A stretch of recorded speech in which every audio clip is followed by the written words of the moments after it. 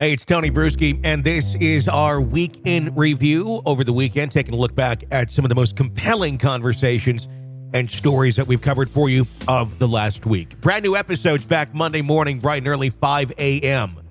here on the podcast.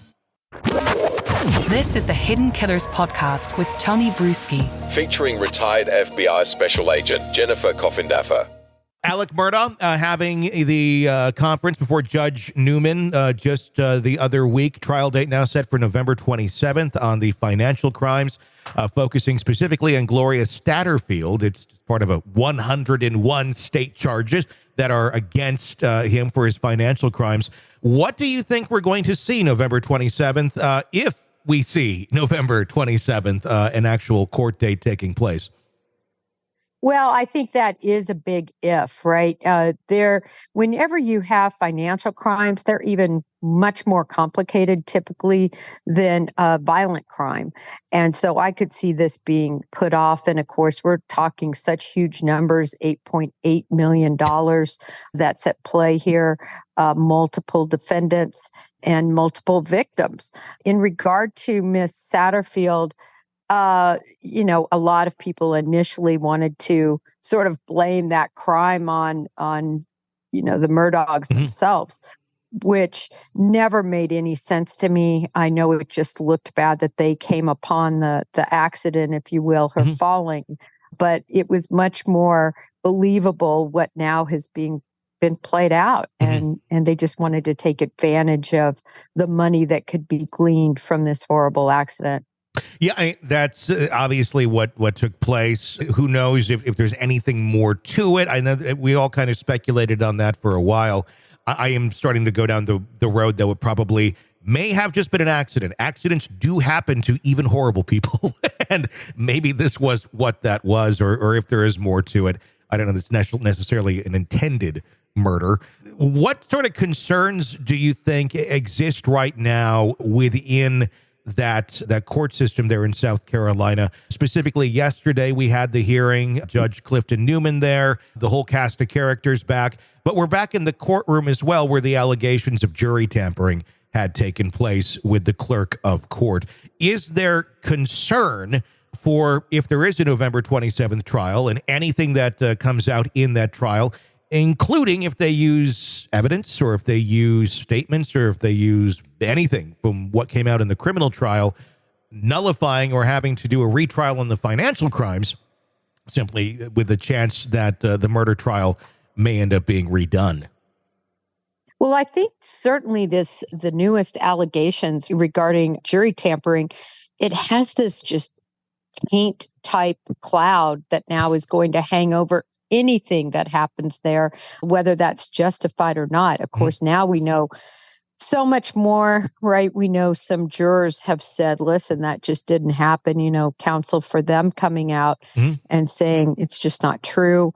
The court reporter or the court clerk has said not true. I always say, there's two sides to every pancake. They look completely different. And, but I agree with you, Tony. It just is, it makes everyone wonder. And I think even before this happened, whenever you have a small town like this, everyone knows everybody. There's related individuals. I had somebody ask me, geez, are there any other attorneys? Because these attorneys are just on repeat, defending somebody else that was part of the original trial. So it's small and it's seemingly somewhat incestuous in terms of the characters in these trials. Yeah, it does make me wonder a little bit if, in fact, these claims are true, and Rebecca Hill did make these comments. If that is, in fact, true, what I'm wondering is, to the rest of us, it seems very obvious you can't do this sort of thing. But I am wondering, with the atmosphere that is there, the culture that is there in South Carolina of kind of good old boy, we're going to kind of do things our own way here, it's different than everybody else, if she realized that she was tampering with a jury. I I think that she's a very savvy woman to be able to, at least the clerk of courts that I've dealt with are extremely smart. They're so organized. They understand the legal system. They, in some ways, end up really running the whole shebang, at least that I've been involved with. I mean, they're really amazing, talented individuals. So, Tony, I don't think she's going to be able to, if she did say those things, sort of hide behind the ignorance umbrella. I don't think that's going to work for her. Now, as far as the jurors, could they have really thought this wasn't that big of a deal until they were questioned? That's a whole nother question. Yeah. I'm still bothered by just the whole the allegations. Jurors are going to say baloney. Oh, it didn't happen. So I want to see every single juror on the stand with their hand raised and their other hand on a Bible saying what happened. That's what I want to see, Tony. I guess the question is, if one half is saying it happened and the other half is saying it didn't, who do we believe? Where does that go at that point? I mean, obviously the bigger question of it all is not just who do we believe, it's did it influence their decision in any way, shape, or form? Having a woman walking around, the clerk saying, oh, don't believe it, don't believe that. Obviously, you can't do that. But at the same point, did it actually influence? Because I'm sure these jurors, as protected as they are from outside information, heard people say he's a liar and other people, well, maybe no one, say he's an honest, lovely man.